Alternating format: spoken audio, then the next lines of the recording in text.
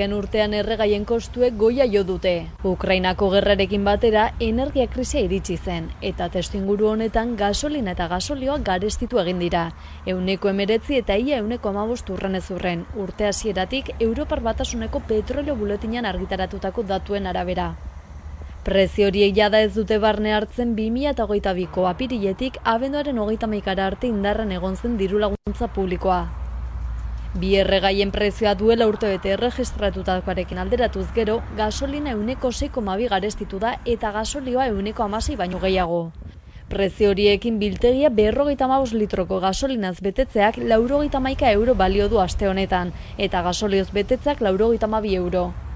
Dena den azken urtean kostu egoruntz egin badute ere, azken astean zertxoa jaitsi da bi erregaien tarifa. 0,30 merkatu da gasolinaren kasuan eta 1,48 gasolioarenean.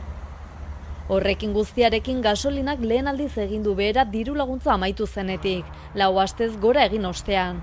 Gasolioaren kasuan 15 bat aldiz gora egin eta gero lehenengo aldiz jaitsi da. Erregaiez ari garela jakina da petrolio konpainiek inoizko emaitzarik onenak lortu zituztela 2022an. 5 petrolio konpainia handienek 2021ko irabaziak bikoiztu dituztela jakinarazi dute aste honetan. Guztira 168.000 milioi euroren mozkinak. Amerikako Estatu Batuetako ExxonMobilek 52.000 milioi eta Chevronek 33.000 milioi. Herberetako Shellek 37.000 milioi, Britainia handiko BPek 26.000 milioi eta Frantziako Totalek 19.000 milioi. Bada Euskal Herriko datuak ikuskatuz gero, petrolioa da energia iturririk garrantzitsuen Euskal Herrian. Petrolioak energia kontsumo osoaren 43% hornitu zuen 2020 urtean. Elektrizitateak eta gas naturalak kontsumaren 24% eta 22% urrenez urren, eta azkenik energia berriztagarriak kontsumaren 9%. Halaxe jakinarazi du gaindegia behatokiak.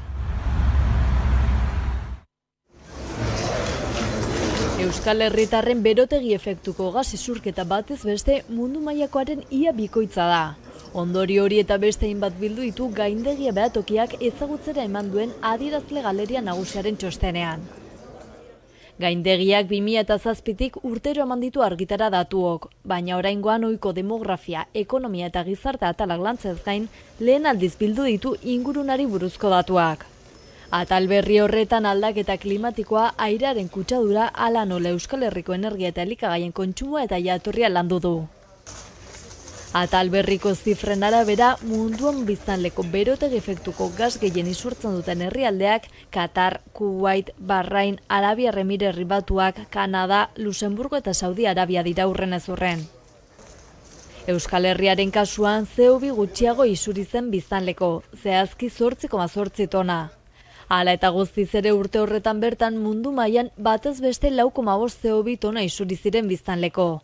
Euskal Herriak beraz mundu mailako isurketa ratioa ia bikoiztu zuen. Energia kontsumoari erreparatuz gero osasun larrialdiak eragindako atzeraldi ekonomikoaren eraginez 2020 urtean energia kontsumoa 9,2 murriztu zen Euskal Herrian.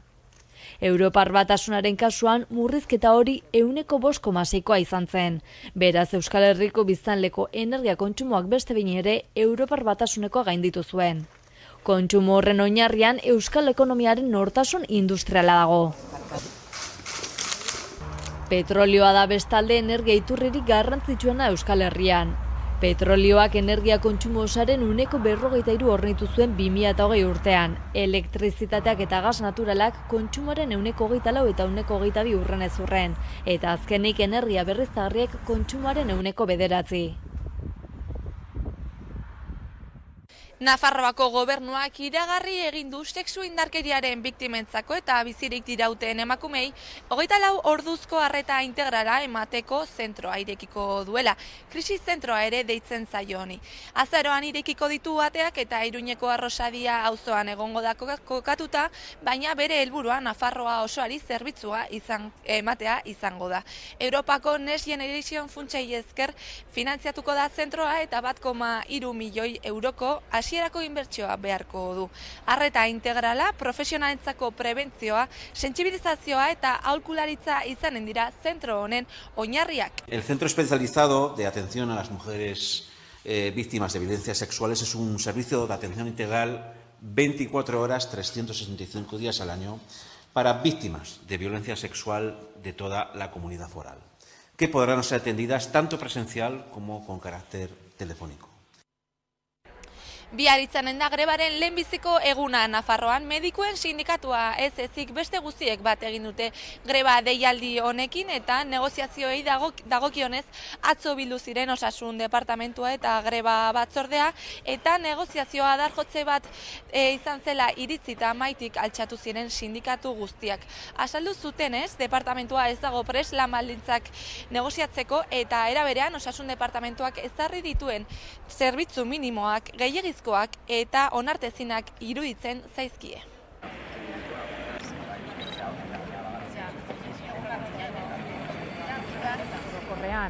Aspalditik blokeatua dagoelako negoziazioa, batez ere diru aldetik, beti esaten digutelako, kapitulo 1 deitzen dena ezin dela igo, Madridtik presupuestoen kontua onartzen ez duelako. Hori alde batetik, baina beste aldetik ikusten ari gara nola negoziatzen mailetatik kanpo negoziatzen adiren gauzak,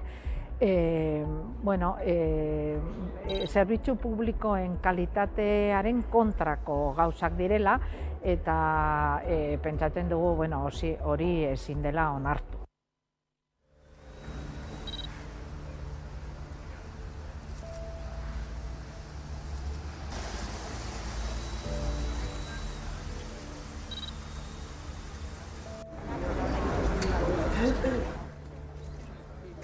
Aurrez aurrekoan hitz ona jaso ditugu, badirudi arazoa konpontzeko bidea badela eta egin litekela, baina ondoren hori idazterako garaian eta konpromezu zehatza jartzerako garaian, ez gara bat etortzen. Ez gune ditugu zehazki bai izango da, eta hori zehazki azaldu dadila idatzita.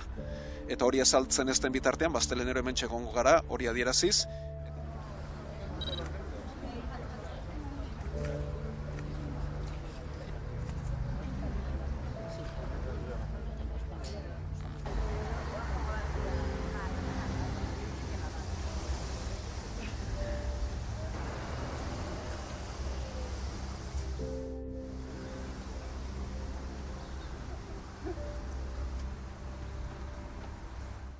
Iruñeko kartzela zaharra kokatuta zegoen lursailean espetxe zaharraren atea birkokatu du gobernuak. 36ko estatu kolpea geroztik ate horretatik igaro ziren preso askorentzako fusilamenduarako bidea izan baitzen hori. Felix Bolaños ministroa eta Txibite lehendakaria bertan egon ziren ekitaldi instituzionalean eta oroimin historikoa zaintzeko eta lantzeko konpromisoa berretsi zuten bertan. Ildo horretan ere Ezkabako gotorlekua memoria gune bilakatzeko lan taldea osatu du Nafarroako gobernuak eta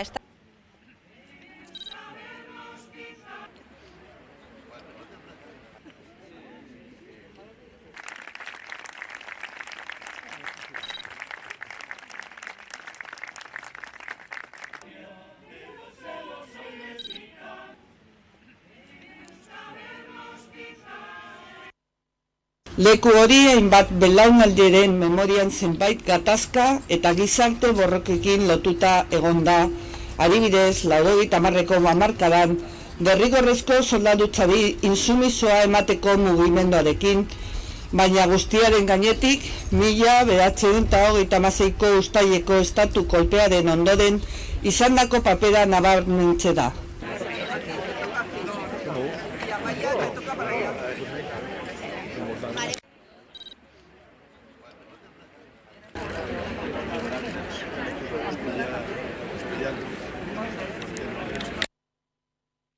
Nafarroako parlamentuak maineru eremu mistoan sartzeari uko egin izanak herritarren amorroa piztu du. Udalbatzak aho batez eginiko eskaera, hau da, maineru eremu ez euskaldunetik mistora pasatzeko eskakitzunari ezezkoa eman zioten PSN eta Navarra Sumako parlamentariek otsailaren 2an. Hauteskundeak iritsi aurretik euskararen foru legean aldaketak egiteko momentua proposa ez zela argudiatuz. Gertatutakoa salatzeko eta euskararen legearen izaera baztertzailea salatzeko elkarretaratzea egin dute asteburuan maineruko udalak eta hor dago plataformak. Legeak ez euskalduna, deituriko eremua sortu zuen. Izenetik bertatik bere asmo baztertzailea argi ustea zituen. Bada, Maineru esan du ez duela bazterketa horren parte izaten jarraitu nahi, eta bere hitza errespetatzeko eskatzen du. Maineru inguruko herriak eremu mistoan daudela kontutan hartuta, Maineru kanpoan utzi nahi izateak ez hankarik ez bururik izatea salatu dute herritarrek. Izan ere bazterketa honen ondorioz, Maineruko eskolak itxi behar izan zuen eta euskaraz ikasi nahi duten umeek Garesera joan behar dute. Azkenean, gu gara beste herri bat bezalakoa, ez dago ezberdintasunik gure herria eta Zirauki ondoan dagoela edo Mendigorria edo dena delako bezala, orduan ez dugu ikusten inolako zentzurik honetan. Maineru bezalako herri txiki batean euskaraz ikasi eta bizitzeko eskubidea bermatu dadin eta batez ere herritarren hitza errespetatu dadin aldarrikatu dute. Iñaki Arriola Garraioetako zailburuak eta Maider Etxebarria Gasteizko alkateordeak mugikortasunari buruzko PSEren ekitaldi batean parte hartu dute igande honetan, Zabalganan. Eta zailburuak iragarri duenez, Zabalgana auzora zabalduko den tranbiaren proiektua martxoan lizitatzea aurre ikusten dute. Auzo hau zorionokao dago bi arrazoirengatik. Lehena, auzo honek 18 urte bete dituela eta denbora horretan hiriko jendetsuena bihurtu da. Eta bigarren arrazoia da Zabalganak tranbia zerbitzua izango duela esan dezakeela azkenean. Zabalganarako tranbiaren proiektuak polemika sortu du Gasteizko udala eta Eusko Jaurlaritzaren artean. Izan ere Jaurlaritzak hasieran proposatzen zuen ibilbidea ez zetorren bat Gasteizko udaleko ideiekin. Lehen ibilbideak proposatzen zuen Lobaina plazan hastea, eta horrek desadostasuna zorrarazi zuen Urtaranen kabinetean. Azken bilera batean bi erakundeek behin betiko ibilbidea adostu zuten eta akordio batera iritsi ziren. Beraz, tranbiak Adriano Zeigarrena, Bustintzuri, Teodoro Dublan, Margolaria, Valentin Berriotzoa, Mediterraneoen ibilbidea eta Gustavo Dorekaleak zeharkatuko ditu. Eta gainera garajea ez da hegoaldean izango, Betoño auzoan baizik eta.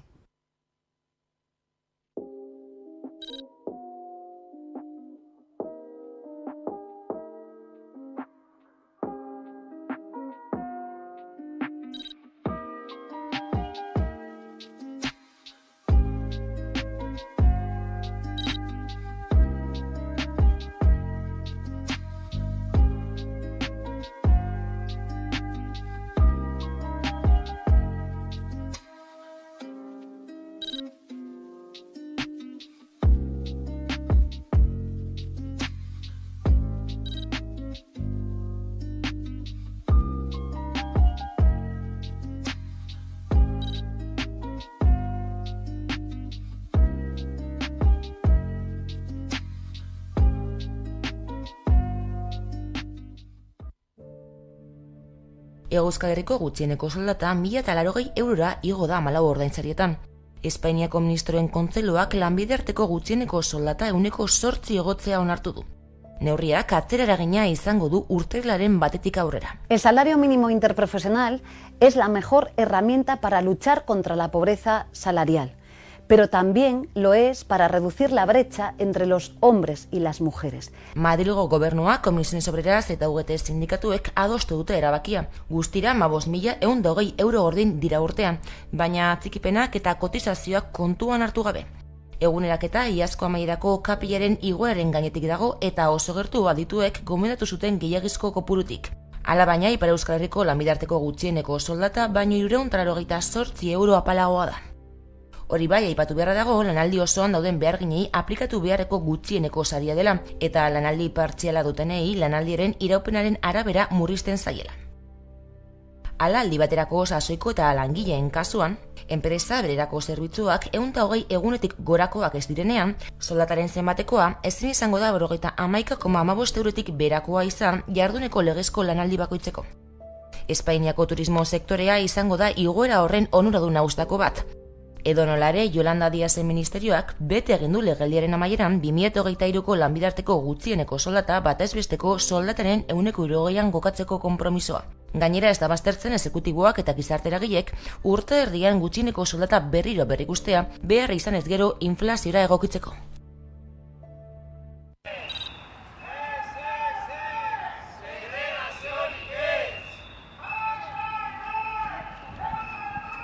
Gaur hezkuntza legearen, hezkuntzaren egoeraz eta oro har Jaurlaritza ematen ari den urratsei buruz hausnartzeko ekitaldi bat.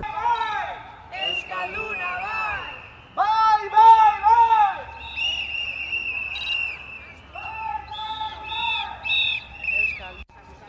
Hezkuntzak eraldaketa sakona behar duela, gure hezkuntza sistemak, eta euskalduna publikoa, burujabea, inklusiboa, feminista eta ekologista izango den hezkuntza eredu baterako bidea eta transizioa egin behar dela.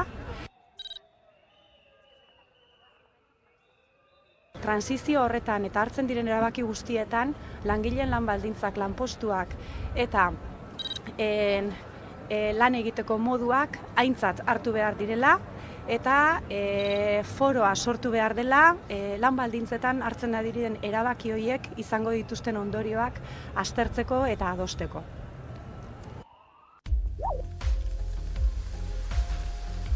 Hondamendia Antzeslanak denok bizi izan dugun egoera kontatzen digu hainbat ikuspuntutik. Zaldibarko Luizian hasten da istorioa eta pandemiaren oroitzapenak gogora ekartzen ditu. Horrekin guztiarekin lanak azken urte hauetan ikasitakoari buruz hausnartzera gonbidatzen gaitu. Hasten da hori Zaldibarko Luiziarekin, kriston tragedia izan dena, beste tragedia bat getuko zaio dena pandemia, eta hori dena biribiltzeko izango da iauteriekin ea nola berrasmatzen dugun elkar bizitzen. Esan zuen gintzan, zelan tratatzen ditugu gure langilegoa bebai, eta zelan pandemiak bata bestearen gandik urrundu gaituen, eta zezaia izan den elkarrekin egotaren goxotasun hori erabiltzea bizitzari aurre egin alizateko. Badakizu ez izan den oso barregarria, pandemiaren garaiko gauzak kontatzen hasi ginenean, eta hori oholtzan jartzen hasi ginean, begiratzerakoan konturatu gara oso barregarria dela. Osea, eserrek ezeukan zentzurik. Orduan, adibidez horri indarra eman diogu. Eta bada gero izaera kultural bat. Gure antzerkia, euskal antzerkia da.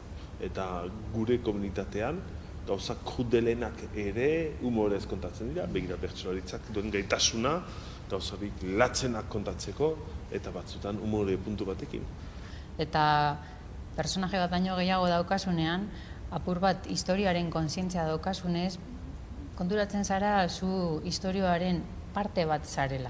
Eta parte guztiek daukate garrantzia. Eta parte guztiak ahalik eta hoberen egon behar dute eginda. Eta orduan horrek laguntzen dizu, personaje bakoitza askoz ere sakonago ulertzen eta interpretatzen. Nire ustez problema da zergatik planteatu behar dugu galdera hori, euskaldunak baldin bagara. Euskararekin gertatzen zaiguna da, ez dagoela espazio bat gu izateko, gure bizitza bizitzeko, eta nik uste dut plazerraz jende asko bere bizitza ematen duela hori bultzatzeko, baina gauza natural bat izan beharko litzateke. Aldarrikapen egun bat izan zen, eta esan duzun bezala, langileak eta gogoratzeko hondamendia bere osotasunean. Horre larriena bi langileen heriotza izan zen, are gehiago, batekan segitzen du lurperatutan, eta bertako eitzagako auzokoen bizilagunen ahotsa entzuteko eguna ere izan zen. Ahantsturan ez usteko kontu hau, eta oraindik gauzak eta bereziki erantzukizunak argitzeko asko falta dela eta horretan dihardugula esateko.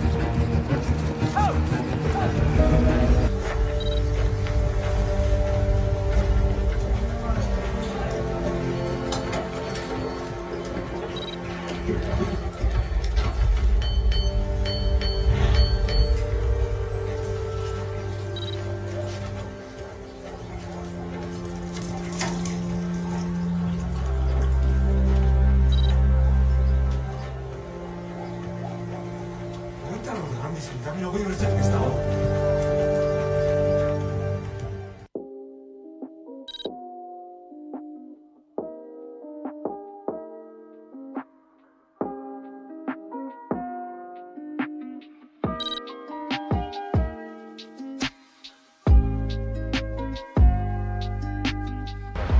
Me dan los puntos.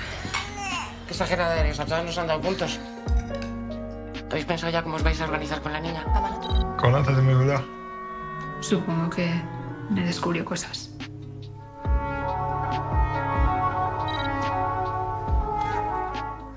Sigo aquí, ¿eh? No estoy llorando. No seas dramática, que el tabaco te mata, pero tarda más tiempo. ¿Qué voy a hacer? Aitak egin beharra bete du, buentarren babesteko. Aita! Nik gabe, noizbait, zainduko duk Ibarra. Hitz eman egidak. Uteko, ular sendoa beharko du.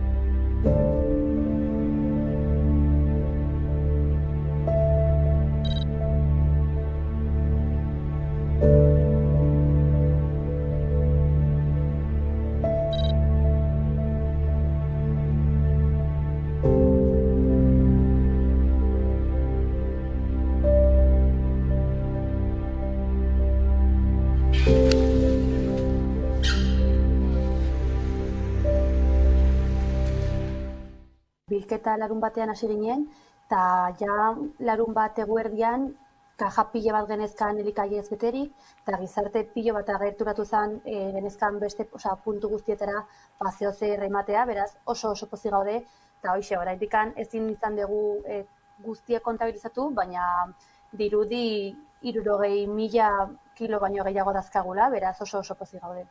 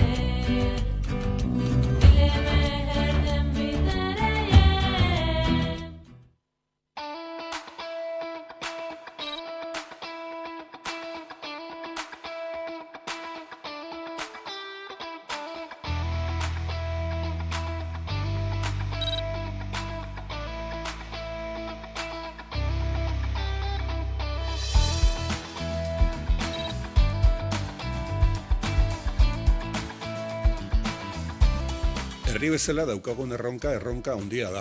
Oso exigentea da. Gauza asko eskatu dizkigute, gauza asko egin beharko ditugu danon artean, erakunde, bestelako elkarte eta herritarren artean, hau dana ongi atera zadin, eta horregatik nahi dugu, nahiz eta oraindik urruti dagoela itxura eman, nahi dugu berotzen hasi giroa.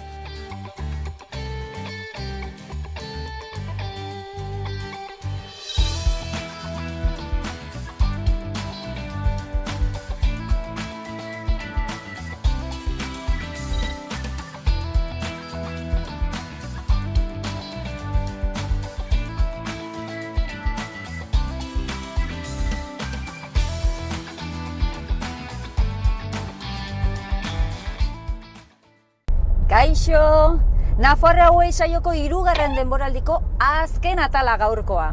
Eta nora joanen gara? Ekipo, Olaia, Ekine, Samu, nora joan bar gara? Arraio! Arraio zera, bastanera! Venga, guazen! Guazen!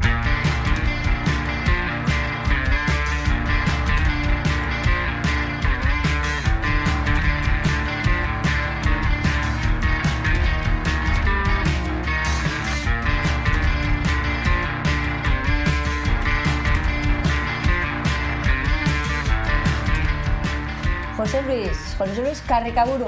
Karrikaburu. Bi deituzu gainera. Bi karrikaburu. Arraio zero etorri eta etxeko atean zabaldu izkiguzu, hemen txukaldean sartu gaituzu. Bai. O sartu gara, ez dakitzen dugu. Ez, nik arrandatzen tortzeko, bai. Nik ez, nire emazteak esan du tortzeko. Bai.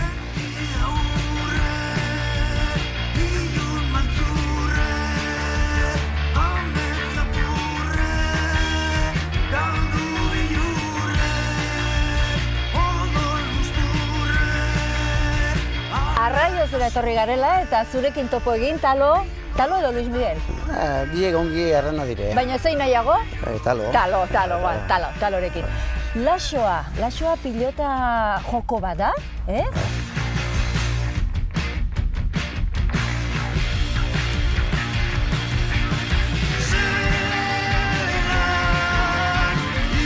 Josune, kaixo.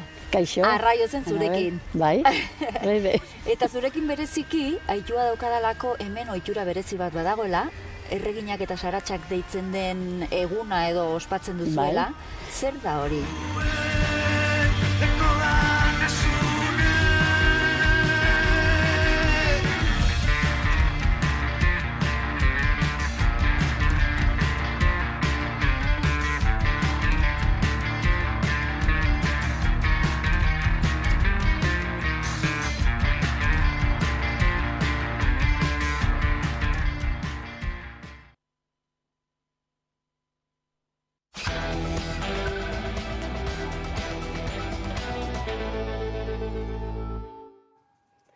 Erdiak pasata direla iritsi da eguneko elkarrezketa nagusiari heltzeko unean, eta horretarako gaur gurean Gaizka Zabarte Zaldibar Argitu plataformako kidea dugu, ondo etorri Gaizka. Eskerrik asko. Tira, otsailaren 6an 3 urte bete ziren, 3. urte muga izan zen Zaldibarko Luizia gertatu zenetik, ekitaldia egin zenuten, horixe gogoratu eta bereziki langilei omenaldia ere egiteko, nola igaro zen egun hori? Aldarrikapen egun bat izan zen, eta, esan duzun bezala, langileak eta, gogoratzeko hondamendia bere osotasunean. Horre larriena bi langileen heriotza izan zen, are gehiago, batekan segitzen du lurperatutan, eta bertako Eitzagako auzokoen bizilagunen ahotsa entzuteko eguna ere izan zen. Ahantsturan ez usteko kontu hau, eta oraindik gauzak eta bereziki erantzukizunak argitzeko asko falta dela eta horretan dihardugula esateko. Esan duzu ez dela edo ez duela inork erantzunkizuna bere horretan bere gain hartu, batzuk beste errua bota, ez? Nola uler daiteke hori? Nekez. Ulertu nekez. Gai honi buruz, ez dakit, minuto bat edo bi pentsatzeko denbora hartu duenak, berehala ikusten du bi arduradun badaudela. Bata da enpresa, inor zalantzan ez duena jartzen, eta bestea da Eusko Jaurlaritza. Hau da, enpresak jokatu zuen moduan, norbaitek ahalbidetu ziolako da. Eta ahalbidetu ziona, berari zegokiolako kontrolak egitea, kontrolak ez bakarrik hango isurketez edo hango hondakinen pilakete, baizik eta aurretik ere proiektuenak eta bar. Kontrolak egitea instituzio publikoei dagokie eta ez zuten egin, ez dute egin behar bezala. Orduan, ardurak hor daude. Eta arduren katea egia esan oso luzea da, hitz egingo dugu behar bada. Hori itzen du laster, hori baino lehen baina, agian aipatza eta gogora ekartzea 2020ko otsailaren 6 ez, nola gogoratzen duzuzuk edo zuek plataformatik ez da? Bai, egun hartaz, bakoitza bere bizipenak izango ditu, eta berriro aipatu behar dut, hitza gauzoa, ura delako, izan zelako epizentroa, zan dezagun, eta hondamendia zuzenen eta gogorren jaso zuena. Esate baterako, galdera hori egin ezkero eitzagako laetxe baserrikoi, esango lukete gau zabortegia mildu arratsaldeko 4 aldera eta handiko ordu batzuetara gau goizalde horretan etxetik atera zituztela, zabortegia Luizia heldu zitekeelako euren bi baserrietara. Etxetik atera zituzten eta inolako alternatibarik ez zien inork eskaini ez Eusko Jaurlaritzak ez Zaldibarko Udala. Adibide bat, ezta? Horien bizipena dira. Guk, ikusi genuenean lehenengo iritsi zitzaizkiguna, bideoak izan ziren errepidea moztu autobidea moztu zela Luizi bategatik, eta abar, gu berehala identifikatu genuen zer zen hori, zabortegia zela. Hamarkadetan eta hamarkadetan gatazka iturri izan den zabortegia. Orduan, momentu horretan, Zaldibarren eta gutxienez, da inguruko herrietan sortu zen egonezin haundi bat, haserrea bere bai, eta handik lasterrera etengabeko mobilizazioak. Bai, ez izan ere, pentsatu zen momentuan, edo hasiera batean, bi langile desagertuta zeudela, eta hor zegoela tragedia, baina, esan genezake, kasik izebergaten punta zela hori ez, eta hori ikusi genuen atzean, edo, kasunetan behan, zer zen, ez? Horre hitzako auzokideak aipatu dituzu, ez? Etxetik ez irtezeko, ez? Leihoak kasik ez zabaltzeko ere eskatzen zieten hor, zer zen gertatzen ari zena, airearen kaitateari edo dagokionez? Bai, eitzaga aipatu dut, eta ziurrenik aipatu egingo dut, ura delako auzo bat, asko jasan duena, azpiegitura erraldoiak, eta abar, eta abar. Bai, orain aipatu duzuna, leihoak iztearena, eta hori etzigaukien eitzarri bakarrik, baizik eta eibartarrei, ermuarrei, zaldibartarrei, elgetarrei, maiabitarrei, 50.000 biztanletik ora. Guk egun horietan, bizi izan genuena izan zen, lasterrera, hilabetera etorri zen pandemia eta konfinamenduaren prologo bat, bizi izan genuen, musukoak, leihoak itxi, kalean edo aire librean ez egin ariketa fizikorik, EHUk Eibarko kampusean esan ziren haurdun zeuden emakumei ez joateko, eta abar, ez da, hainbesteraino ez otsailaren 16 igandea zen, liga partidu, Reala eta Eibarren artekoa ere bertan bera gelditu zen. Hori zen egun horietako giroa. Bai, ez da gainera, esan duzuen partidoarena, eta guztarte horretan, ez, alarmak pizten ziren, gizartearentzako ez alako partidu bat gelditza, badirudi hor fokuak handitu egin zirela, eta artean oraindik ere Jaurlaritzatik etzen adierazpen ofizialik. Ez, Jaurlaritzaren agerpena izan zen, jende asko gogoan eukiko duen Erkorekaren tuit bat Larrano puntan bere buruari ateratako argazki batean hori zen, zabortegia bildu eta 40 ordu eskasera.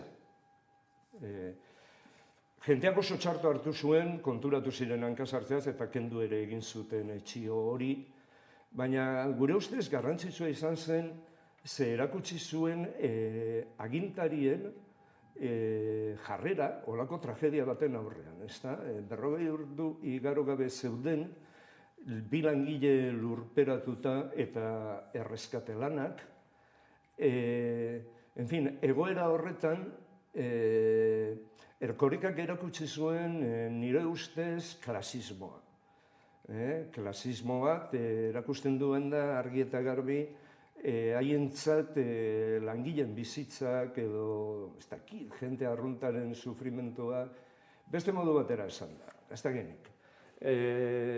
Iberdrolako dorrean igogailoak jausiko balitz goiti bera eta eskomoro artean gelditu galan eta besteren bat, ez dakit zaila izango litzateke ikustea Tapia edo Erkoreka mendipunta baten euren mendi ekipamendua luzitzen. Ez dut ikusten, ibiliko ziren ziurazkin mesak enkargatzen Eliza guztietan.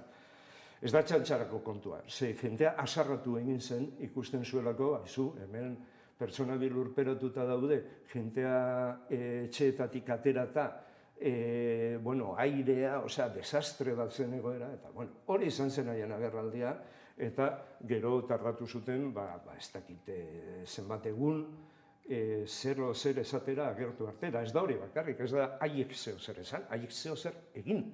Zesate baterako inoretzen joan enpresako egoitzara, azte bete pasatu arte. Hombre, enpresako egoitzan egon zitezken dokumentuak edo gauza interesgarriak edo ez dakit, egon zitezken inoretzen joan. Ez harrakatzera, inoretzen joan enpresa buruen etxetara. Ez goizaldean, ez egunez. Atea jota lasai eta izu inoretzen joan, Eusko Jaurlaritzatik. Bai ez, gainera hor, esan duzu ez, auzotarrak eta inguruko herritarrak haserre ez daudela, eta noski, desagertuen eta hildakoen familiarrak baita ere, hori salatu egin zuten ere, eta gainera Inigo Urkulluk ez, Facebooketik eta saretatik erantzun zien ez, horrek ere ondoko haserrea areagotu egingo zuen. Bai, hori da. Ez egun haietan, Zaldibar Argitu izena atera zen jenteak kalean Zaldibar Argitu oiukatzen zuelako. Zaldibar Argitu gezurrik ez, esaten zuen herri batean eta bestean. Urkullu non zaude, hori zan, esaten zen beste gauza bat, zeren inunetzen duten. Hor hasi zen, lehenengo unetik, hasi zen hori haien ardura espalitz bezala, jokatzeko molde hori. Hori enpresaren kontua da, baina, horretan ere kontraesanetan, ze orain aipatu berri dudana, ez ziren joan ez enpresaren ganez, enpresaren egoitzara behiratzera ze informazio zeukaten han esaterako.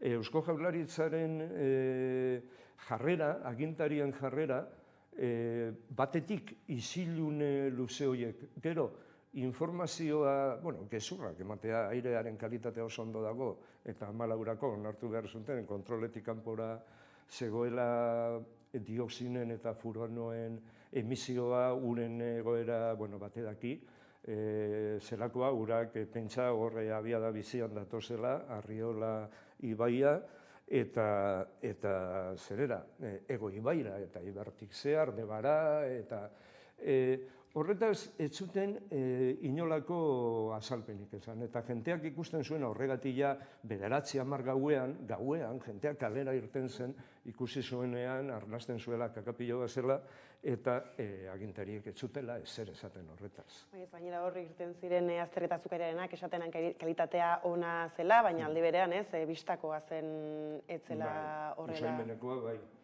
da bistakoa ere bai. Eta nola uler daiteke ez gainera esatea ez, dena ongi zijoala aireari dagokionez. Bai, ez dugu, ezin da ulertu, baina, behar bada hori da, hemengo agintarien jokamoldea, ez da? Ez dakit, beste, mila kasu daude, ilustratzen dutenak hori. Bat aipatzeagatik, Zaldibarko alkateordeak lehenengo interbentzioa edabideen aurrean aukizuen haintxe bertan eitzagan gertatu eta ez dakit, egun batera edo bira edo gutxiago agian. Eta lehenengo esan zuena izan zen, haizu, hemen papelak eta dana ondo euki dute. Enpresari buruz ari zen.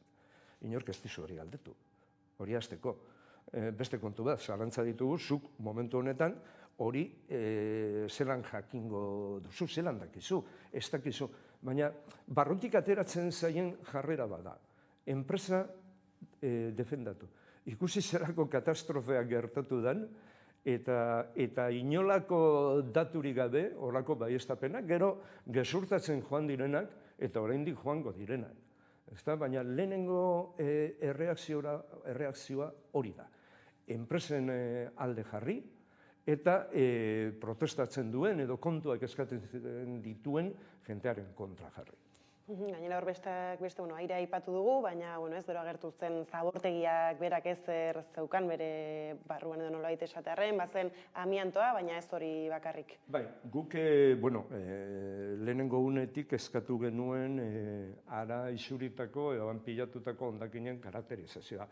Hori da, batez ere hondakin industrialak hartzen zituen zabortegia. Gehien hartzen zituen zabortegia, diferentzia handiz. Bai, amiantoarena, hemen ere mila kontu daude ilustratzeko modukoa, baina amiantoarena argigarria da, ezta? Lauretan gertatu zen istripua eta erreskate lanak nola edo ala, lasterrera hasi ziren. Eta gauerdian, osalanekoak bertaratu eta osalanekoak, eta esan zaizu, hemen amiantoa dago. Ez dakizan bat ordu pasata gero, langileak lanean eta bar, hemen amiantoa dago. Eta, gelditu egin ziren erreskate lana. Osea, ordu guzti horietan, inorketzekien amiantoa zegoen ikor. Ez zioten galdetu enpresari lan esan dugu, ez da, Eusko Jaurlaritzan jakin behar zuten. Eta amiantoarena aretan mingarriagoa da, zeren hasi ziren esaten, bai estatu zenean hor amiantoa zegoela, horretako baimenak zeudela. Da, bai eta ez, hor ere erdia gezurra da. 2012tik isurtzen zen, pilatzen zen amiantoa han. Eta 2013 arte ez zuten baimenik eduki amiantoa jasotzeko. Arriolak berak emandako datu batzun arabera, 2012an 327 tona amianto jaso ziren. Legez kanpo jaso ziren. Ze 2013 arte ez zuten jaso baimena. 2013an egin zen aldaketa bat ingurumen baimen bateratuarena, eta orduan presentatu zuten, ze amiantoarekin lan egiten duten industria guztiek egon behar dute, izena emanda eduki behar dute, registratuta, amiantoarekin lan egiten duten jardueren registro batean, egin gabe zegoen, esan nahi dut.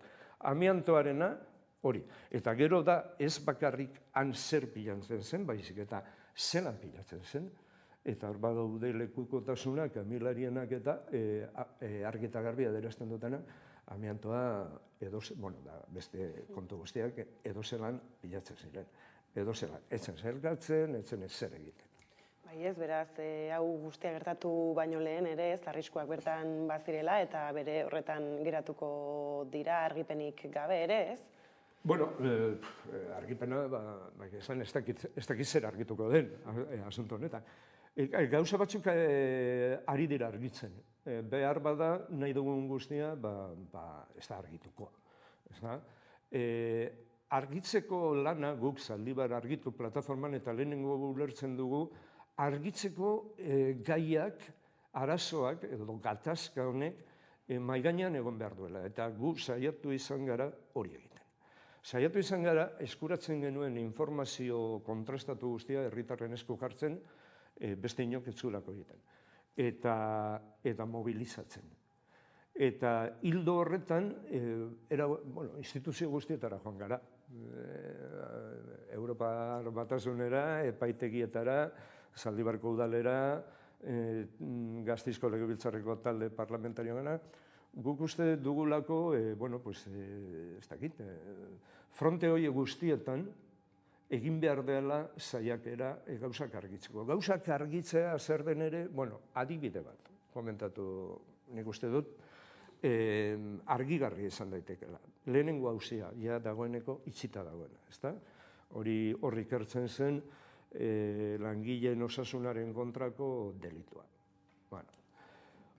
Azteko, hor, kanporatu, eskintuzten onartu herri akusazio bezala. Zaldibar argitu, ekologista martxan eta Euskal Herriko eskubide sozialen karta batera ari gara epaitegietan. Hor eskintuzten onartu. Haiko harrituta gelditu ginen, zen audientziak ematen zuen arrazoi nagusia zuen gutxi gora bera, biktimekin ez genuela errazio zuzenik edo alako zerbait. Hori oso zaila da ulertzea, batetik ikusita, ze trajektoria dagoen Espainiar justizian herri akusazioak aurkezterako orduan, eta bestetik, esate baterako, eskubide sozialen kartako parteide, ez dakit nagusiak edo nagusiak, esan dezagun, sindikatua dira, eta hilako alagileak. Harrituta kanpoan utzi gintuzten. Bueno, gero, akordio batera heldu ziren fiskaltza, familiak eta akusatuak. Eta orduan hasi ginen apur bat ulertzen. Ze, karo, akordio batera heltzeko akusazio guztiek egon behar dute ados. Orduan ulertu genuen gu kanpoan ustearena. Honek ez du esan nahi, guk familiaren borondatea respetatzen dugu, ze nahiko sufritu, nahiko, haiek bakarrik dakite, zer sufritu duten egoera horretan, gu horre ezkinen inolako oztoporik izango. Baina horrek, albidetu zuen, ahozko epaiketa ez egotea, hori interesatzen zitzaien enpresa buruei, hala eta guztiz ere, epaitegiak ebazpen bat eman zuen. Eta ebazpena da, 3 pertsona enpresa buru horiek, Etxebarria, Barinaga eta Bilbao, 3 enpresa buru horiek egin zutena dela zuhurtzia gabekeriazko homizidioa, edo hilketa. Bueno, zerbait argitu da. Hauek egin dutena hilketa bada. Hau da, hor ez da istripu bat egon. Hor egon da, hilketa bat eta homizidio bat. Hori atera da, ez da gutxi, ez da behar beste behar bada, baina ez da gutxi. Eta beste lesio bat ere atera dugu hortik. Behar bada mundu guztia dakiena, baina ikusten duzunean, asaldatzen zaituena, eta da, aberatsak ez doaz kartzelara. Ez doaz, hori diruarekin konpondu zen.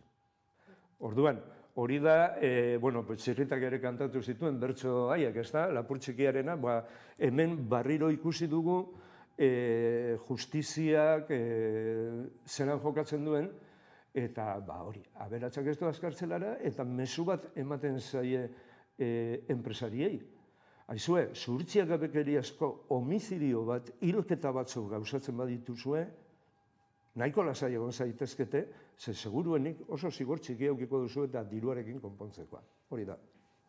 Aberatsak ez doaz kartzelara eta agintari politikoak, ez, depende nondik gatozen, ez da ere, eta hor, bazitudien ez, lakuatik, erru, aipatu duzu behin baino gehiagotan orain, errua bazela berterren gainean, baina bazitudien berterrek berak ez zuela harremanik jaurlaritzarekin, baina hau ez da horrela. Hemen edozein pausotan, eman dugun edozein pausotan, edo edabidek egin dituzuen ikerketa da zabaldu dituzuen datuetan, enpresako pertsonak eta horren inguruan ibili diren agintari politikoen arteko loturak etengabe agertu dira. Batzuk iaia iraingarri izateraino. Ez da, esate baterako. Hor pilatzen ziren, hau ez da dato bat esan dezagun penala, ez da, baina, horra gehien izurtzen zuen, edo eramaten zituen hondakinak, errenteriako papergintza enpresa bat. Bigarrena, metaleko enpresa bat, eta hirugarrena eraikuntzako Amenabar. Arriolaren taldeko Ernesto Martínez Cabredo, momentu hartan, ura agentziako burua zen, aurretik 15 urtean Amenabarreko gerente izan dakoa. Arriola Eibarko alkate zela, bere idazkaria, Martínez Sánchez, Berter Recyclingeko akzionista zen, eta Berter Recyclingeko ordezkari bezala agertzen zen, hor daude idatziak eta, Zaldibarko udalean, Zaldibarko udalarekin interlokutore bezala. Badakizkigu, Arriolaren loturak Barinagarekin, eta abar, baina ezke hori hasieratik dator, behitu. Otsailaren 9 igandean egin zen lehenengo bilera, batzarra, auzoan, Eitzagan. Jentetza handia batu zen, auzoko jente guztia, ermuarrak, eibartarrak, zaldibartarrak, elgetarrak, jente pilo bat datu zen. Han zegoen, hau guztia Zaldibarko udalean hasi zenean, 1986an, han zegoen, batzar horretan zegoen, orduan Zaldibarko udalean PNV-ko bozeramale zena. Eta horrek, batzar hartan, otsailaren 9 horretan, esan zuen argi eta garbi, nik oraindik ez dut ulertzen, ze interes zeukan alderdi jeltzaleak, eta bereziki Zaldibarko alderdi jeltzaleak, zabortegi hau egiteko. Eta hori esaten zuen, hor traiektoria bat dagoelako, baina aldanik eta gehien laburtu eta esango du, 86an hasi ziren udalean tramitatzen, orduan hasi zirenak ez dira Barinaga eta hauek, bezik eta beste batzu, zeintzuk aurreko urteetan hainbat zabortegi ustiatu zituztenak auzoan bertan. Juan Antonio Murga Tarren eta Peña Floridako kondeen oinordekoa, hau da lurjabe handi bat, lurrak erabiltzen zituena, besteak beste horretarako. Hoiek egon ziren Berter Recycling enpresan, baina gero atera egin ziren. Baina, bueno, hoiek izan ziren hori martxan jarri zutenak. Orduan, Zaldibarko udalean gertatu zen, gauza bitxi bat, baina udala kontra jarri zen. Nola, PNV-ko batek, aipatu dudan horrek, kontra jarri zelako. Hortik aurrera, Zaldibarko udalak ekimen asko hartu zituen, baina bat aipatzegatik eta garrantzitsuna, Zaldibarren debekatu egin ziren zabortegiak. 98an aldatu egin ziren arau subsidiarioak, gaur eguneko APO, eta debekatuta gelditu ziren. Bueno, 2003an, jakina, Eitzako zinegotzi jeltzalea, ez zegoen udalean, aldaketak egon ziren, eta ja gehiengoa zaborte. 2003an aldatu egin zituzten, PNV-ren iniziatibaz, arau ordezkatzaileak barriro zabortegia baimentzeko, ad hoc zabortegi hau egiteko. Horrek ematen du, bebai, adierazgarria da ikusteko zerako loturak eta zerako interesak zeuden. Bai ez, bainera gero ikusi dugu zer suposatu duen, ez? Esan duzuzuk aspaldidanik badatorren kontu honek, eta beldurra ematen du ikusteak beste, Euskal Herriko beste hainbat txokotan berdina gertatu daitekela. Gertatu daitekela edo zer, nire ustez, bai.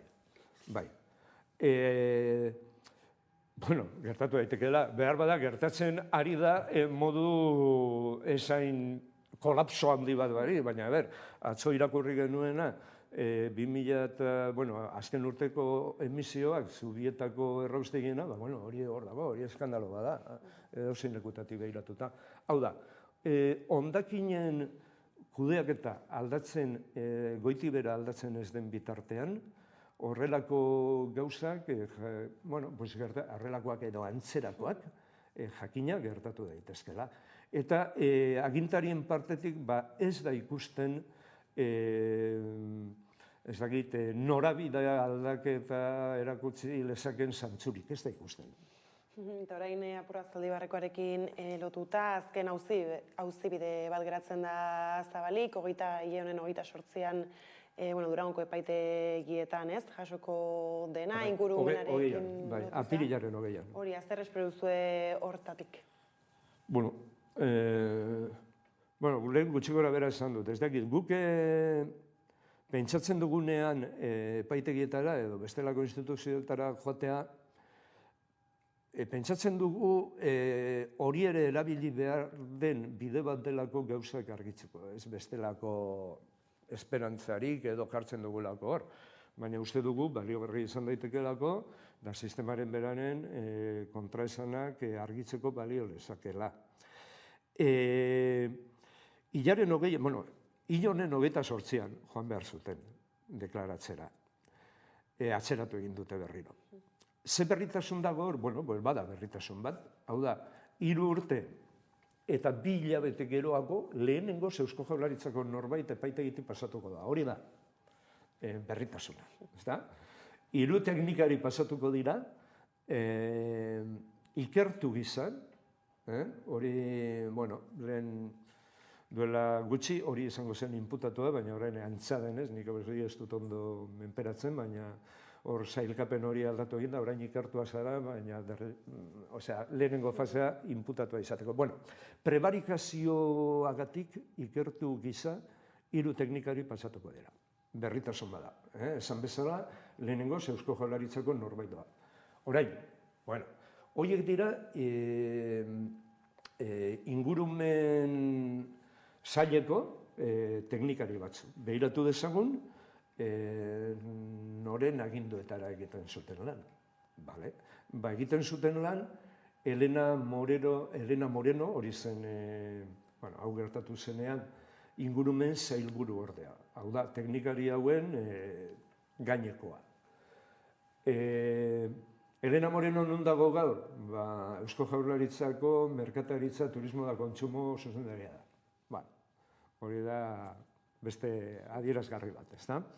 Eta Elena Morenoren gainean zegoena, Iñaki Arriola zen, danoak egun non dagoen. Behin eta berriz errepikatu ondoren bere sailak krisi horretan guztian eta zabortegia martxan egon zen denbora guztian egindako lana impekablea zela, aldatu egin zuen sailez. Ez dugu ulertzen, hain ondo egin bazituen gauzak, jarraitzea zeukan. Esan nahi da, lehenengoz doazenez Eusko Jaurlaritzako norbaitzuk gu oso adi egongo gara horretan. Eta ez duguna, ulertu bai, ezin duguna onartu edo, da nola 3 urte pasata gero, Eusko Jaurlaritzako inork ez duen esan, nire ardurapeko kontu bat izan da, noa hemendik.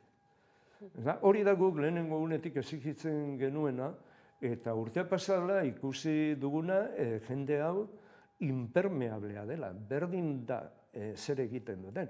Eta gainera, zer esan lezake ingurumen zailburuak edo zailburu horrela. Berak etzekiela teknikari zer egiten zuten, igual txarragoa da hori jakin izan bazenu baino, ez dakigu. Gure ustez, horiek ez daude gaituta edo bere burua desgaitu dute erakunde publikoetan ordezkari izateko.